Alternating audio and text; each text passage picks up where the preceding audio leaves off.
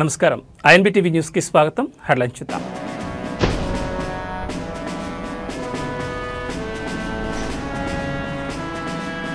రాష్ట్రంలో ఉప ఎన్నికలు ఖాయం. పార్టీ శ్రేణులకు గులాబీ బాస్ సంచలన పిలుపు.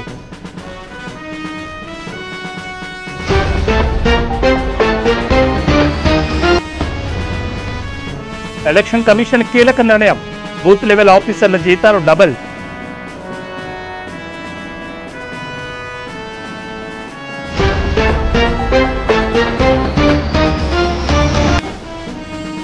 జమ్మూ కశ్మీర్లో ఎన్కౌంటర్. మరో ఉగ్రవాది హతం.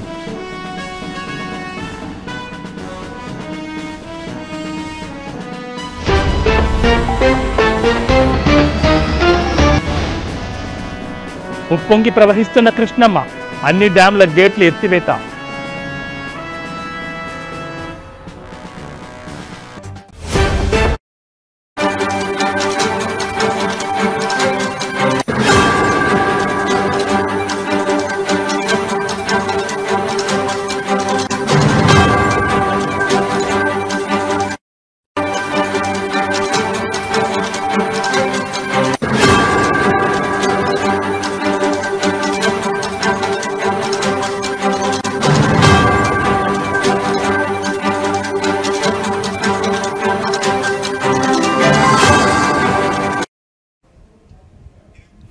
బులెటిన్లో బ్రేకింగ్ న్యూస్ చూస్తున్నాం. బీఆర్ఎస్ నుంచి గెలిచి పార్టీ ఫిరాయించిన ఎమ్మెల్యేల అనర్హత వేటు పిటిషన్లపై దేశ అత్యున్నత న్యాయస్థానం సుప్రీంకోర్టు తీర్పు వెలువరించిన విషయం తెలిసిందే. 3 నెలల్లోపు శాసనసభ స్పీకర్ తుది నిర్ణయం తీసుకోవాలని తేల్చి చెప్పింది. అదేవిధంగా న్యాయస్థానమే ఎమ్మెల్యేలపై అనర్హత వేటు వేయాలన్న విజ్ఞప్తిని తోసిపుచ్చింది. అదేవిధంగా ఇదే కేసులో హైకోర్టు డివిజన్ బెంచ్ ఇచ్చిన తీర్పును డిస్మిస్ చేసింది. ఈ క్రమంలోనే సుప్రీంకోర్టు తీర్పుపై బీఆర్ఎస్ అధినేత కేసీఆర్ స్పందించారు. ఈ మేరకు ఆయన ఇవాళ ఎర్రబెల్లి ఫామ్ హౌస్ నుంచి ఒక ప్రకటన విడుదల చేశారు. పార్టీ ఫిరాయించిన ఎమ్మెల్యేల నియోజకవర్గాల్లో ఉప ఎన్నికలు రావడం పక్కా అని కామెంట్ చేశారు. ఆయా నియోజకవర్గాల్లో ఉప ఎన్నికలకు పార్టీ శ్రేణులను ఇప్పటి నుంచే సన్నద్ధం చేయాలని నాయకులకు సూచించారు. రాబోయే స్థానిక సంస్థల ఎన్నికల్లో మంచి ఫలితాలు సాధించేలా కృషి చేయాలన్నారు. ఆ ఎన్నికల తర్వాతే పార్టీ సంస్థాగత నిర్మాణంపై దృష్టి సారిద్దామని కేసీఆర్ పేర్కొన్నారు.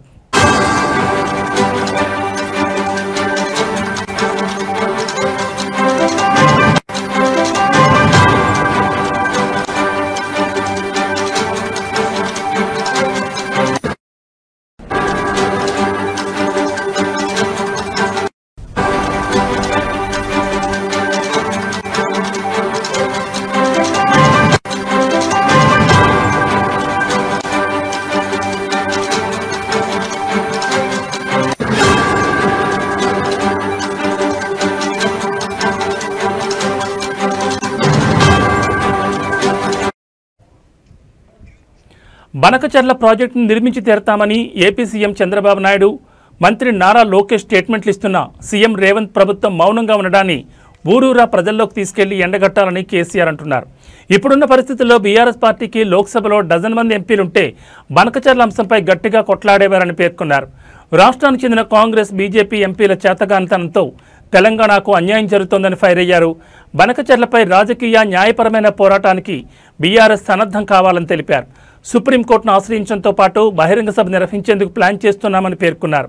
బీసీ రిజర్వేషన్ల అంశంపై కేంద్ర, రాష్ట్ర ప్రభుత్వాలపై ఒత్తిడి పెంచేలా పార్టీ కేడర్ను సన్నద్ధం చేయాలన్నారు. ఈ నెల 8న కరీంనగర్ సభ తర్వాత రాష్ట్రపతిని పార్టీ ప్రతినిధి బృందం కలిసి బీసీ రిజర్వేషన్ల అమలుకు విజ్ఞప్తి చేయబోతోందని పార్టీ శ్రేణులకు కేసీఆర్ తెలిపారు.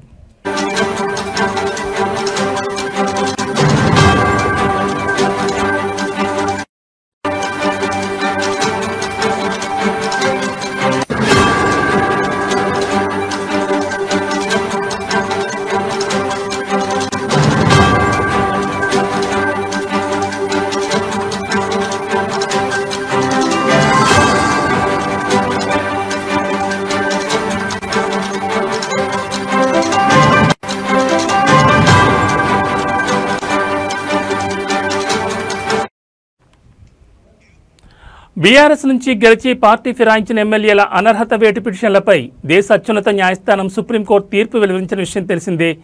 3 నెలల్లోపు శాసనసభ స్పీకర్ తుది నిర్ణయం తీసుకోవాలని తేల్చెప్పింది. అదేవిధంగా న్యాయస్థానమే ఎమ్మెల్యేలపై అనర్హత వేటు వేయాలన్న విజ్ఞప్తిని తోసిపుచ్చింది. ఇదే కేసులో హైకోర్టు డివిజన్ బెంచ్ ఇచ్చిన తీర్పును డిస్మిస్ చేసింది. ఈ క్రమంలోనే సుప్రీంకోర్టు తీర్పుపై బీఆర్ఎస్ అధినేత కేసీఆర్ స్పందించారు. ఈ మేరకు ఇవాళ ఆయన ఎర్రబెల్లి ఫామ్ హౌస్ నుంచి ఓ ప్రకటన విడుదల చేశారు. పార్టీ ఫిరాయించిన ఎమ్మెల్యేల నియోజకవర్గాల్లో ఉప ఎన్నికలు రావడం పక్కా అని కామెంట్ చేశారు. ఆయా నియోజకవర్గాల్లో ఉప ఎన్నికలకు పార్టీ శ్రేణులను ఇప్పటి నుంచే సన్నద్ధం చేయాలని నాయకులకు సూచించారు.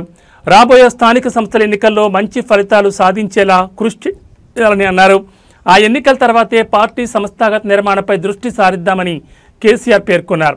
బనకచెర్ల ప్రాజెక్టును నిర్మించి తీరుతామని ఏపీ సీఎం చంద్రబాబు, మంత్రి నారా లోకేష్ స్టేట్మెంట్లు ఇస్తున్నా సీఎం రేవంత్ ప్రభుత్వం మౌనంగా ఉండడాన్ని ఊరూరా ప్రజల్లోకి తీసుకెళ్లి ఎండగట్టాలని కేసీఆర్ అన్నారు. ఇప్పుడున్న పరిస్థితుల్లో బీఆర్ఎస్ పార్టీకి లోక్సభలో డజన్ మంది ఎంపీలుంటే బనకచెర్ల అంశంపై గట్టిగా కొట్లాడేవారని పేర్కొన్నారు. రాష్ట్రానికి చెందిన కాంగ్రెస్, బీజేపీ ఎంపీల చేతగానితనంతో తెలంగాణకు అన్యాయం జరుగుతోందని ఫైర్ అయ్యారు కేసీఆర్. బనకచెర్లపై రాజకీయ, న్యాయపరమైన పోరాటానికి బీఆర్ఎస్ సన్నద్ధం కావాలని తెలిపారు. సుప్రీంకోర్టును ఆశ్రయించడంతో పాటు బహిరంగ సభ నిర్వహించేందుకు ప్లాన్ చేస్తున్నామని పేర్కొన్నారు. బీసీ రిజర్వేషన్ల అంశంపై కేంద్ర రాష్ట్ర ప్రభుత్వాలపై ఒత్తిడి పెంచేలా పార్టీ కేడర్ను సన్నద్ధం చేయాలన్నారు. ఈ నెల 8న కరీంనగర్ సభ తర్వాత రాష్ట్రపతిని పార్టీ ప్రతినిధి బృందం కలిసి బీసీ రిజర్వేషన్ల అమలుకు విజ్ఞప్తి చేయబోతోందని పార్టీ శ్రేణులకు కేసీఆర్ తెలిపారు.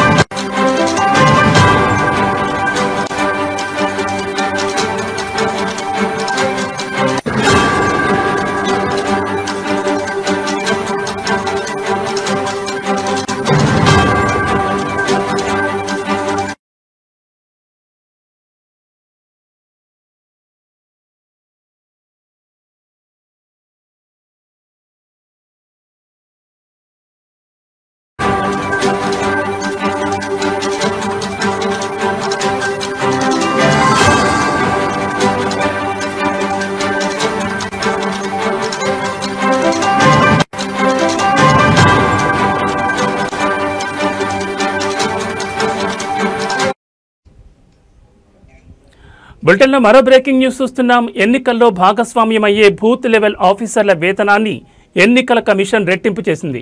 ఈ మేరకు ఈరోజు ఎన్నికల సంఘం ఆదేశాలు జారీ చేసింది. అందులో స్వచ్ఛమైన ఓటర్ల జాబితాలు ప్రజాస్వామ్యానికి పునాది. ఎలక్టోరల్ రిజిస్ట్రేషన్ ఆఫీసర్లు, అసిస్టెంట్ ఎలక్టోరల్ రిజిస్ట్రేషన్ ఆఫీసర్లు, BLO సూపర్వైజర్లు, బూత్ లెవెల్ ఆఫీసర్లతో కూడిన ఓటర్ల జాబితా యంత్రాంగం చాలా కష్టపడి పనిచేస్తుంది.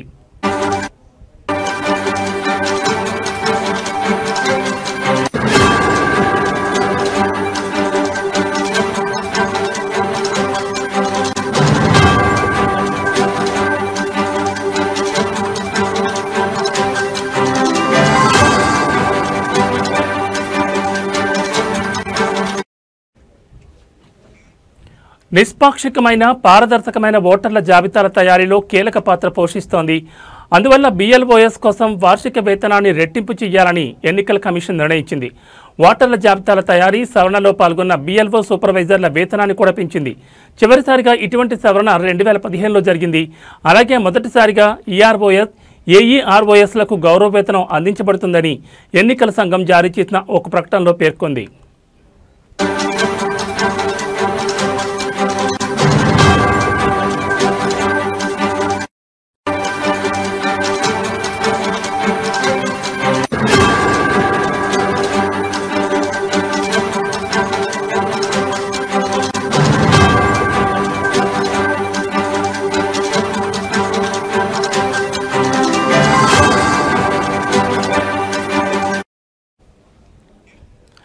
బ్రేకింగ్ న్యూస్ చూస్తున్నాం. ఎన్నికల్లో భాగస్వామ్యమయ్యే బూత్ లెవెల్ ఆఫీసర్ల వేతనాన్ని ఎన్నికల కమిషన్ రెట్టింపు చేసింది. ఈ మేరకు ఈరోజు ఎన్నికల సంఘం ఆదేశాలు జారీ చేసింది. అందులో స్వచ్ఛమైన ఓటర్ల జాబితాలు ప్రజాస్వామ్యానికి పునాది.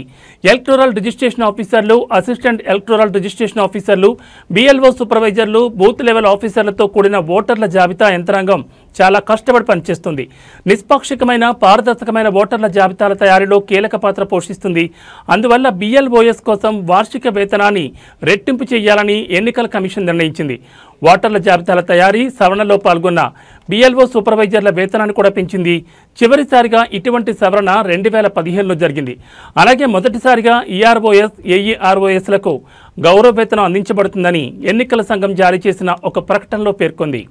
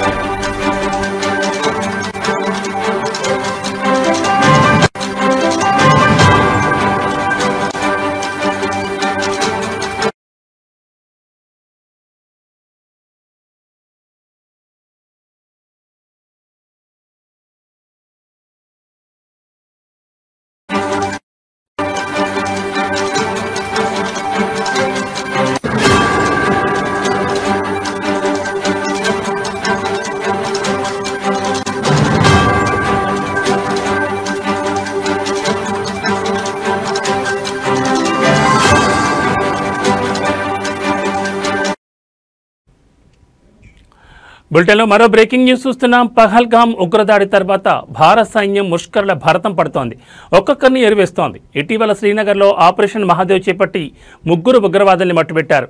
పహల్గామ్ కీలక సూత్రధారి సులేమాన్ సహా మరో 2 ఉగ్రవాదులు హతమయ్యారు. తాజాగా ఆపరేషన్ అఖల్ నిర్వహించింది. ఈ ఆపరేషన్లో ఒక ఉగ్రవాది హతమయ్యాడు.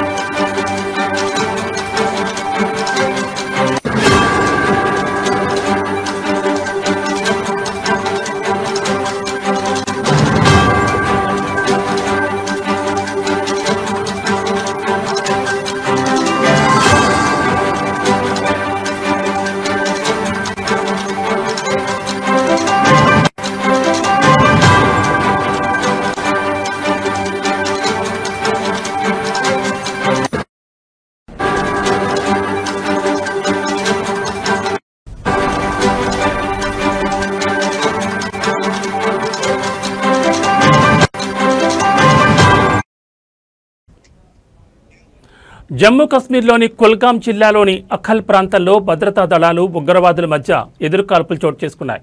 ఈ ఎన్కౌంటర్లో ఒక ఉగ్రవాది హతమైనట్లు భారత సైన్యానికి చెందిన చినార్ కాప్స్ తెలిపింది. ఆర్మీ, జమ్మూ కశ్మీర్ పోలీసుల special operations group, central reserve police force సంయుక్తంగా ఈ ఆపరేషన్ చేపట్టినట్లు వెల్లడించింది. ప్రస్తుతం ఆపరేషన్ కొనసాగుతోందని పేర్కొంది.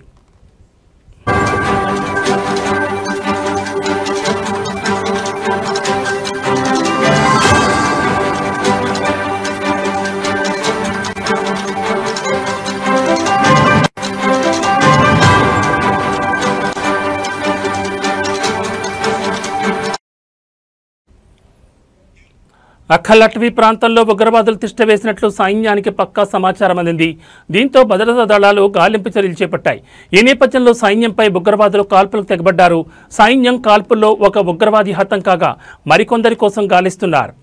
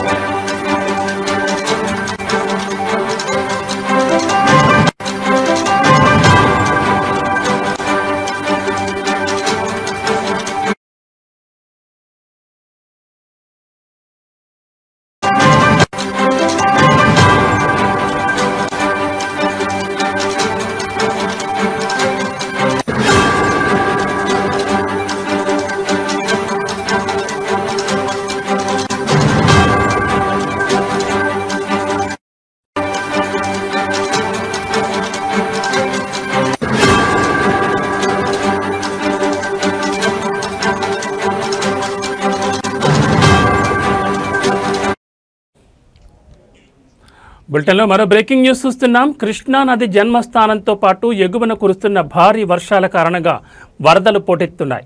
దీంతో చరిత్రలో ఎన్నడూ లేని విధంగా జూలై నెలలోనే కృష్ణా నదిపై ఉన్న జూరాల, శ్రీశైలం, సాగర్, టైల్పాండ్, పులిచింతల, కృష్ణా బ్యారేజ్ గేట్లను ఎత్తి నీటిని దిగువకు విడుదల చేస్తున్నారు. ముఖ్యంగా జూరాల, శ్రీశైలం జలాశయానికి గత నెల రోజులుగా భారీ వరద వస్తున్న విషయం తెలిసిందే. తాజాగా ఈ రోజు కూడా జలాశయానికి ఎగువ నుంచి భారీ వరద కొనసాగుతోంది. దీంతో డ్యాం అధికారులు అప్రమత్తమై 8 గేట్లను 10 అడుగుల ఎత్తి దిగువకు నీటిని విడుదల చేస్తున్నారు. ప్రస్తుతం ఎగువ నుంచి 2,70,600 క్యూసెక్కుల వరద వస్తోంది.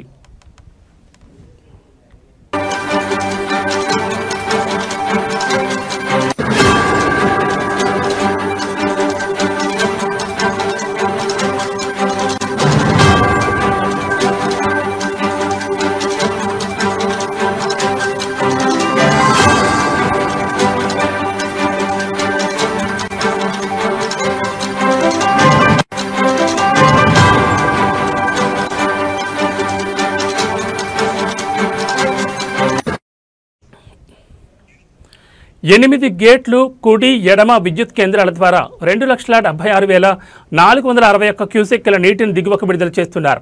దీంతో దిగువన ఉన్న నాగార్జున సాగర్కు వరద కొనసాగుతోంది. ఇంట్లో 2,38,629 క్యూసెక్కులు వరద నీరు వస్తుండగా 24 క్రస్ట్ గేట్లు 5 ఫీట్ల మేర, 2 క్రస్ట్ గేట్లు 10 ఫీట్ల పైకి ఎత్తి దిగువకు 2,56,417 క్యూసెక్కుల నీటిని విడుదల చేస్తున్నారు. అలాగే సాగర్ దిగువన ఉన్న టైల్పాండ్, పులిచింత ప్రాజెక్టులు ఎగువ నుంచి భారీ వరద వస్తుండటంతో గేట్లను ఎత్తిపెట్టిన అధికారులు వచ్చిన నీటిని వచ్చినట్లే దిగువకు విడుదల చేస్తున్నారు. దీంతో విజయవాడలోని కృష్ణా బ్యారేజ్కి వరద పెరగడంతో అప్రమత్తమైన అధికారులు సగానికి పైగా గేట్లను ఎత్తిపెట్టారు. దీంతో పైనుంచి వచ్చిన వరద వచ్చినట్లే సముద్రంలోకి వెళుతోంది.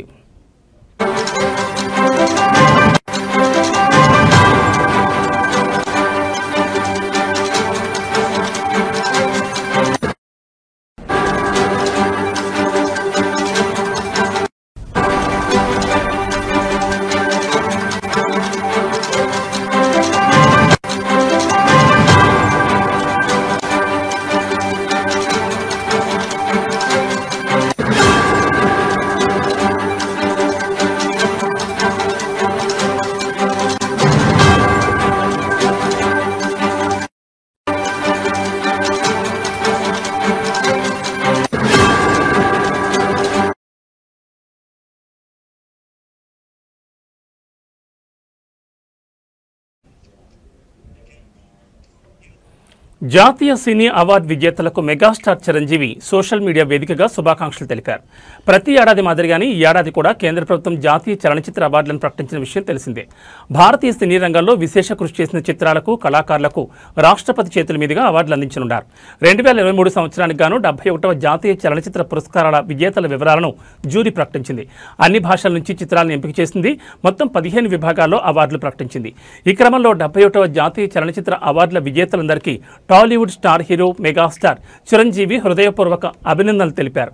ఉత్తమ చిత్రంగా 12వ ఫెయిల్ నిర్మాత, దర్శకుడు విధు వినోద్ చోప్రాకు అభినందనలు తెలిపారు.